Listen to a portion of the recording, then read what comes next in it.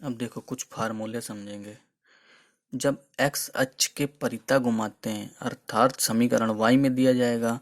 जैसे उसमें हमने आपको क्षेत्रफल वाले चैप्टर में बताया था कि अगर एक्स अक्ष बोल दिया जाए तो समझ लो वहाँ पर फलन वाई में दिया जाएगा। या तो तुम अपने दिमाग में ये चीज़ बसा लो, जब समीकरण वाई में होगा और एक्स अक्ष के परिता घुमाते हैं तो लिमिट किस में होगी, एक्स बराबर ए तथा एक्स बराबर बी में होगी।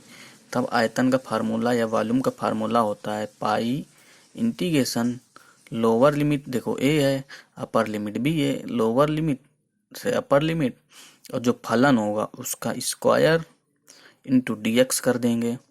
और जब उसके वक्र पृष्ठ की बात आएगी, वक्र पृष्ठ को सरफेस एरिया या एरिया भी बोलते हैं, तो उसका फार्मूला क्या होगा, 2 pi integration a to b y under root 1 plus d y upon d x का whole square into D x. ठीक है। अगर क्या है, अगर एक्स अक्ष के परिता ना घुमाकर, अभी तक हम क्या कर रहे थे, एक्स अक्ष के परिता घुमा रहे थे, एक्स अक्ष के परिता ना घुमाकर एक्स अक्ष के कोई एक समांतर रेखा खींच दे। अभी तक हम इस एक्सिस के अबाउट मान लो घुमा रहे थे। ठीक है, अभी तक हम क्या कर रहे थे, इस एक्सिस के अबाउट, एक्स एक्सिस के अबाउट घुमा रहे थे। ठीक। अब हम क्या करेंगे, एक्स एक्सिस के अबाउट ना घुमाकर एक्स अक्ष के समांतर एक रेखा खींची जो कितनी डिस्टेंस पर है, के डिस्टेंस पर है।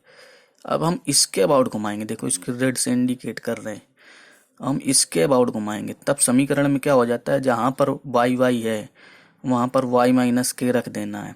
यहाँ पर हमने क्या किया, वाई माइनस के रख दिया, वाई माइनस के का स्क्वायर। यहाँ पर भी वाई माइनस के का स्क्वायर रख दिया, इसमें कोई परिवर्तन नहीं आएगा, वो ऐसे का ऐसे ही रहेगा। केवल ये वाई था यहाँ पर वाई स्क्वायर, तो वाई माइनस के स्क्वायर कर दिया, यहाँ वाई था तो वाई माइनस के कर दिया, बस इतना अंतर आएगा और कोई अंतर नहीं आना है। ठीक है। अगर पैरेलल मतलब समांतर रेखा के अबाउट घुमाते हैं एक्स अक्ष के। ठीक है। अगर यही जितना स्टेप बताया है, अगर ये वाई अक्ष के अबाउट हो, मतलब वाई अक्ष के परिता हम घुमा रहे हो, तो वहां पर क्या है, यहाँ पर वाई था, वहां हर जगह वाई की जगह एक्स रखते जाना। देखो एक्स रख दिया और बाकी सब फार्मूला वैसे ही है, पूरे सेम टू सेम आइडेंटिकल फार्मूले हैं। तो हम यहाँ पर एक्स एक्सिस पर ही फोकस करेंगे, वाई एक्सिस पर फोकस नहीं करेंगे, क्योंकि हमें सवाल भी एक्स एक्सिस से ही लगाने हैं, एक्स अक्ष से ही लगाने हैं, वाई अक्ष से फार्म हम लोग नहीं लगाएंगे। ठीक है। लेकिन अगर देखना रिलेट करके, बिल्कुल आइडेंटिकल फार्मूले हैं, कुछ भी अंतर नहीं है। ठीक। अब हम लोग क्वेश्चन देखते हैं, इसके क्वेश्चन के जरिए समझने की कोशिश करते हैं कि कैसे इसके सॉल्यूशन होंगे, कैसे इसके क्वेश्चन सॉल्व होते हैं। ठीक है। अब देखो आप लोगों को क्वेश्चन दिया जाएगा, जैसे एक बेलन का आयतन तथा वक्र पृष्ठ ज्ञात करो जिसकी ऊंचाई, देखो वहां पर बताया था ऊंचाई 8 सेंटीमीटर तथा त्रिज्या 3 सेंटीमीटर। बस आपको क्वेश्चन इतना दे दिया जाएगा और बोला जाएगा कि इसको सॉल्व करके दे दिए, या इंग्लिश में बोल देगा find the volume and surface of a cylinder whose height is 8 centimetre and radius 3 centimetre. तो हम क्या करेंगे, वाई एक्सिस बनाएंगे, एक्स एक्सिस बनाएंगे। हमने किसके अबाउट घुमाना है, एक्स एक्सिस के अबाउट, एक्स एक्सिस के अबाउट घुमाना है, तो एक्स एक्सिस को देखो रेड पेन से इंडिकेट किया। ठीक है। यहाँ से यहाँ तक की डिस्टेंस कितनी है, 8। हमने क्या बोला था, जो ये ऊंचाई होगी एक्स एक्सिस पे ही भरते हैं हम लोग ऊंचाई को, और त्रिज्या को किधर भरते थे, ऐसे भरते थे, इस वाली डिस्टेंस को त्रिज्या में भरते थे। त्रिज्या कितनी, 3 सेंटीमीटर, तो हमने यहाँ 3 भर दिया। अब ये 3 है, तो हमने बोला था जितनी डिस्टेंस होगी उस हिसाब से इस रेखा जनन वक्र की लंबाई बता देंगे, इस रेखा का समीकरण। तो ये डिस्टेंस 3 थी, तो इस रेखा का समीकरण क्या हो जाएगा, y बराबर 3 हो जाएगा ना। तो देखो हमें क्या y बराबर 3 मिल गया। लिमिट कहाँ से थी, हमने बताया था लिमिट एक्स एक्सिस में लेंगे, लिमिट एक्स एक्सिस में लेंगे। जब समीकरण y में निकाल चुके हैं तो लिमिट हमेशा x में लेंगे। तो लिमिट में ऊंचाई कहाँ से कहाँ तक गई थी, देखो 0 से 8 तक गई थी, तो ये 0,0 हो गया, ये 0.8,0 हो गया। तो लिमिट कितनी है, 0 से 8 हो जाएगी। फिर फार्मूला लगा देंगे, वॉल्यूम बराबर pi integration x1 to x2 Y square into D X. Limit भर देंगे, y की वैल्यू कितनी थी, 3 का स्क्वायर कर देंगे, यहाँ पर 1 का इंटीग्रेशन क्या होता है, x होता है।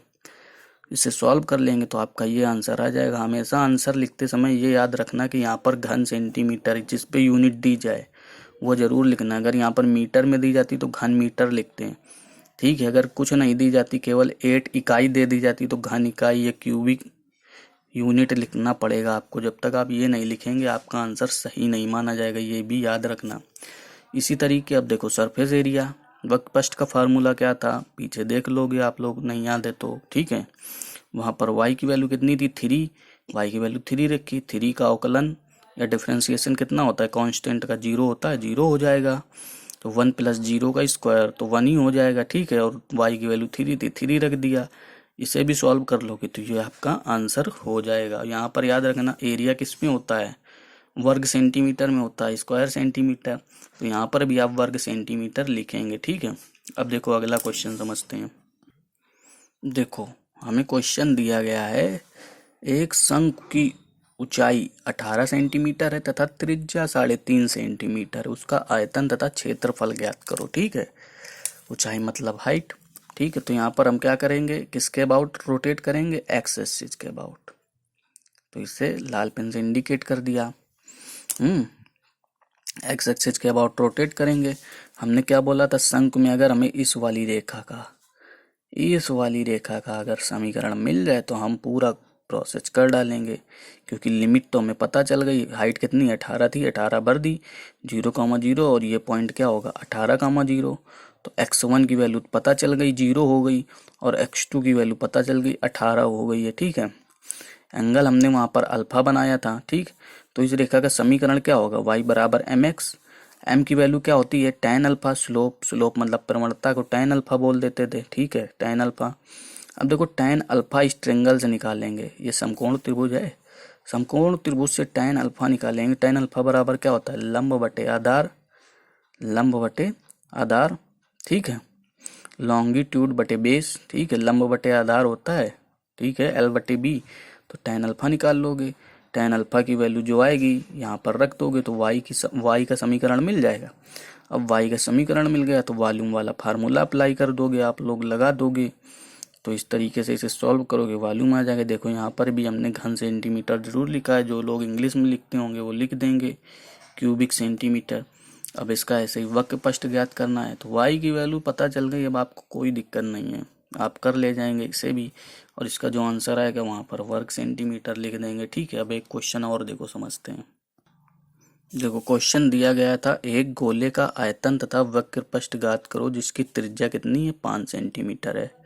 हमने क्या बोला था, जो वहां पर अर्धवृत्त की त्रिज्या होगी वही यहाँ पर गोले की भी त्रिज्या होगी। तो हमें अर्धवृत्त का समीकरण क्या होता है, x² + y² बराबर a², जहाँ a क्या होती थी त्रिज्या, यहाँ पर 5 है त्रिज्या, तो 5 का स्क्वायर 25 हो जाएगा। यहाँ से हम क्या करेंगे, y की वैल्यू निकाल लेंगे। हमें अब y की वैल्यू पता चल गई, अब लिमिट निकालेंगे। अर्धवृत्त कहाँ है, ये है, तो वहाँ सेंटर से त्रिज्या अगर इधर 5 थी तो इधर भी 5 थी, इधर माइनस एक्स एक्सिस है तो ये पॉइंट कितना हो जाएगा -5,0, इधर 5,0। तो इसकी लिमिट कितनी हो जाएगी, यहाँ पर देखो x1 की वैल्यू कितनी है -5, यहाँ पर x2 की वैल्यू 5 है, तो लिमिट कितनी हो जाएगी -5 से 5। अब लिमिट भी पता चल गई आपको, समीकरण भी पता चल गया, आप सॉल्व कर लेंगे, वॉल्यूम और सरफेस एरिया दोनों निकाल लेंगे। तो इस तरीके से आपका ये चैप्टर भी खत्म हुआ है, ठीक है। इसके क्वेश्चन करिए, अगर कोई डाउट हो तो पूछिए, ठीक है।